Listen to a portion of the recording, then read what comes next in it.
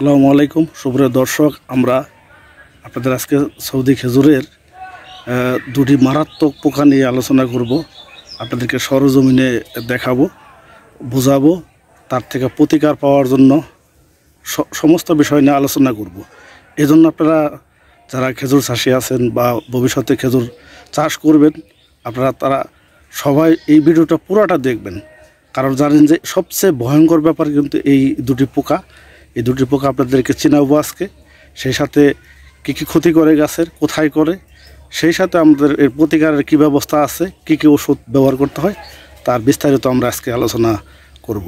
চলুন আমরা পোকাটি দেখাচ্ছি আগে, তারপরে বাকি বিষয়গুলো আপনাদেরকে দেখে দেখে আলোচনা করতেছি। সুপ্রিয় দর্শক, আপনারা এই মুহূর্তে পোকাগুলো দেখতেছেন। এই যে কালো যে পোকাটা দেখতেছেন, আমি একটু দেখাচ্ছি। এই যে কালো যে পোকাটা দেখতেছেন, এটা হলো গন্ডার পোকা। অনেকে চিনেন, জানেন এর গন্ডার পোকা। আর এই যে পাশে যে দুটা পোকা দেখতেছেন, এটা হলো রেড বিটল উইবিল। রেড বিটল উইবিল, এখানে দুটি পোকা ধরার পিছনে কারণ হলো, এই যে পোকাটা দেখতেছেন এটা কিন্তু একটি পুরুষ পোকা, আর এই যে দেখতেছেন এটা একটা স্ত্রী পোকা। এরা মিনিমাম একটা জায়গাতে বাসা করলে 40-50টা বাচ্চা তৈরি করতে পারে। সেই বাচ্চাগুলো আরও মারাত্মক, মানে এই বাপ মার চেয়েও কিন্তু ভয়ঙ্কর, খুব খারাপ এর বাচ্চাগুলা। যারা এর আক্রমণ দেখছে এবং সম্মুখীন হয়েছে, গাছের অবস্থা দেখছে, তারা বলতে পারবে একমাত্র যারা কী ধরনের ক্ষতি করে থাকে। তো যাই হোক, আপনার পোকা দুটা আমি দুই ধরনের চিনাইলাম। কারণ খেজুরে কিন্তু এই দুটি পোকাই সবচেয়ে মারাত্মক সারা ওয়ার্ল্ডের মধ্যে, শুধু বাংলাদেশে না, আপনি বিশ্বের যত জায়গায় আছে সব জায়গাতেই কিন্তু এই দুটি পোকা কিন্তু খুবই মারাত্মক। আর এছাড়া কিন্তু কোনো আর পোকার কোনো আক্রমণ হয় না। আর পাশাপাশি সাধারণত ছত্রাকের আক্রমণ হয়ে থাকতে পারে, হয়।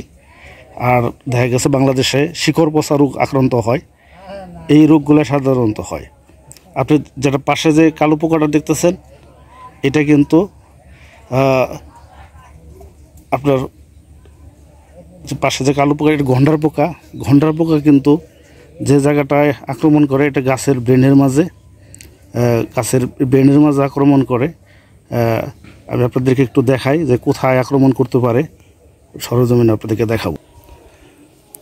এ তো আপনারা যে জায়গাটা দেখতেছেন এই গাছের মাথার মধ্যে, এটা হলো একটা খেজুর গাছের মাথা।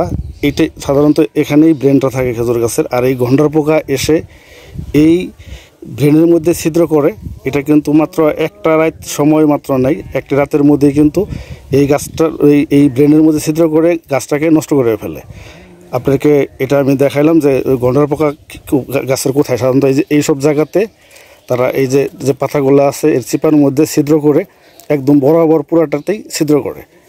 আর এই সাথে আমরা আর দেখাচ্ছি যে রেড বিটল উইবিল কীভাবে আক্রমণ করে। চলুন আপনারা আগে পোকাটা আমি দেখাচ্ছি। হ্যাঁ, আপনারা দেখতেছেন যে এই পাশের যে দুইটা পোকা, এটা হলো রেড বিটল উইবিল। আমি আপনাদের একটু আগে দেখাইলাম যে এটা একটা পুরুষ পোকা, এটা একটা স্ত্রী পোকা। এরা কিন্তু খেজুর গাছের মধ্যে একই, মানে কোনো একটি স্থানে, অর্থাৎ যে আপনারা দেখতেছেন যেমন এই একটি গাছ, এই গাছের একেবারে ওই যেখানে খেজুরের বাধা এসেছে ওই জায়গা থেকে নিয়ে মাটির গোড়া পর্যন্ত যে কোনো একটি জায়গাতে বাসা বাঁধবে। যে জায়গাটা বাসা বাঁধবে আস্তে আস্তে সেই জায়গাটা কেটে ফেলবে, কেটে ওখানে বাচ্চা তুলবে। যে বাচ্চাগুলো হবে সেই বাচ্চাগুলো কিন্তু আরও ভয়ঙ্কর। সেই বাচ্চাগুলো ধীরে ধীরে পুরো ওই গাছের ভিতরে ঢুকে যাবে আর একদম পুরো খেয়ে গাছটাকে শেষ করে দেবে। যখন এটা বুঝতে পারবেন, ধরতে পারবেন, তখন কিন্তু অলরেডি গাছ শেষ। আর এই জন্য বলবো যে আপনারা এই পোকাটা আক্রমণ হইলে কিভাবে বুঝবেন। সাধারণত আপনার একটা কৌশল আমি বলে দিয়েছি সবাইকে, যে সন্ধ্যাবেলা বাগানে আসবেন। বাগানে আসলে দেখতে পাবেন যে এই পোকাটা তখন যদি থেকে থাকে বাগানে, তাহলে কিন্তু উড়বে। যদি বাগানে উড়াউড়ি করে, দেন আমরা বুঝবেন যে এই পোকায় যে কোনো গাছ আক্রমণ করছে। তখন আপনারা চেষ্টা করবেন খোঁজার যে কোন গাছটাতে আক্রমণ করছে। তখন আপনার এর প্রতিরোধের ব্যবস্থাটা নেবেন। তো আমি এখন আপনাদেরকে এই দুইটা পোকা বিস্তারিত বললাম, গাছের কোথায় ক্ষতি করে সেটাও বুঝাই দিলাম। এখন আমরা যে কাজ করব, আপনাদেরকে এর প্রতিকার বা প্রতিরোধের উপায় কী। এখানে যে ঘণ্টার পোকাটা দেখতেছেন, এই ঘণ্টার পোকা কিন্তু গাছের মধ্যে উৎপাদন হয় না। এটি বাহির থেকে যে কোনো জায়গা থেকে উড়ে এসে গাছের মাথার মধ্যে বসবে এবং ছিদ্র করে ব্রেন খেয়ে ফেলবে। এ শুধু একটি রাতের ব্যাপার, একেবারে ছিদ্র করে সে শেষ করে দেবে এক রাতের মধ্যেই।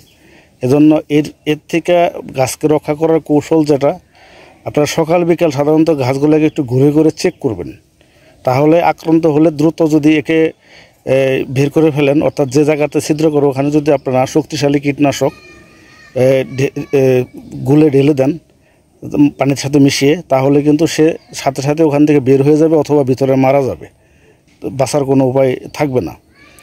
আর এটাকে প্রতিরোধ করার যে উপায়টা, সেটা হলো আপনারা গাছে মাসে অন্তত একবার শক্তিশালী কীটনাশক গাছের মাথার থেকে যে ব্রেন যেখানে আছে তার একটু উপরে থেকে একদম গোড়া পর্যন্ত স্প্রে করে ভিজাই দেবেন।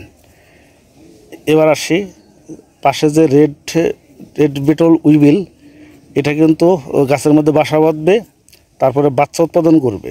তারা কিন্তু সাধারণত একটা থাকে না, মানে স্বামী স্ত্রী হিসাবে কিন্তু তারা গাছে বাসা বাঁধে এবং তারা অনেকগুলো বাচ্চা উৎপাদন করে। আর বাসার মধ্যে আসলেও তারা কি ডিম পাড়ে নাকি মানে বাচ্চা পেটে থেকে বের হয়, সেটা আমার সরাসরি ওইভাবে কোনো পাইনি আমি। তো যতগুলো আক্রান্ত পাইছি সাধারণত আমরা বাচ্চাগুলাই পেয়েছি, অসংখ্য বাচ্চা পেয়েছি। একটি গাছে আমি 50টার উপরে পেয়েছিলাম এবং অসংখ্য বাচ্চা উৎপাদন করে। বাচ্চাগুলো আস্তে আস্তে অনেকটা লেদা পোকার মতো হয়, ধীরে ধীরে এই পোকাতে রূপান্তরিত হয়। আর তখন তারা উড়ে আরেকটি গাছে যায় বাসা বাঁধে। তো এই গাছ এটাও প্রতিরোধ করার জন্য শক্তিশালী যে কীটনাশক আছে, সেটা কিন্তু যখনই দেখবেন যে গাছের কোথায় আক্রমণ করেছে, ঠিক ওই জায়গাতে সেটা পানির সাথে মিশিয়ে স্প্রে করে দিবেন বা ঢেলে দিবেন পানি মিশ্রিত কীটনাশক, তাহলে কিন্তু সে বের হয়ে আসবে, তখন দূরে মেরে ফেলবেন।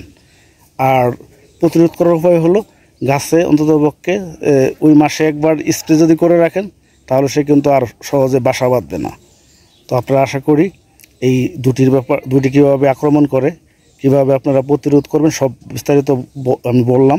আর সর্বশেষ বিষয়টা বলবো, সেটা হলো আপনারা কী ধরনের কীটনাশক ব্যবহার করবেন এটা প্রতিরোধ করার জন্য। আপনারা সাধারণত ক্যারাটে আছে, তারপরে ফাইটার আছে এসিআই কোম্পানির, এরকম বিভিন্ন কোম্পানির ওষুধগুলো আছে। এইগুলা একটু মাত্রা বাড়াবেন। সাধারণত 1 লিটারে 1 মিলি ব্যবহার করা হয়। আপনারা এসব আক্রান্ত হয়ে গেলে সেক্ষেত্রে আপনারা 1.5 মিলি ব্যবহার করবেন, একটু বাড়িয়ে দেবেন, তাহলে পোকাটা নিশ্চিত মারা যাবে। তো আশা করি সুপ্রিয় দর্শক, আপনাদের এই বিষয়টা আপনাদের অনেক কাজে লাগবে। আপনারা যারা নতুন বাগান করছেন বা করবেন এবং চলমান যাদের বাগান আছে, তারা কিন্তু আপনারা কিন্তু এখন এই পোকার থেকে গাছগুলো বাঁচাইতে পারবেন, প্রতিরোধ করতে পারবেন এবং ব্যবস্থা করতে পারবেন।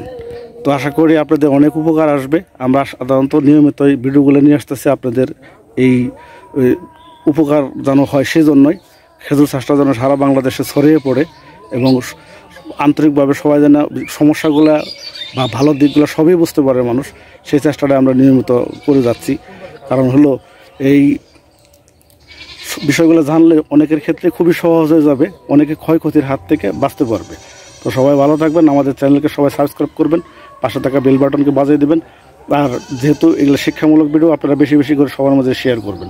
সবাই ভালো থাকবেন। আসসালামু আলাইকুম।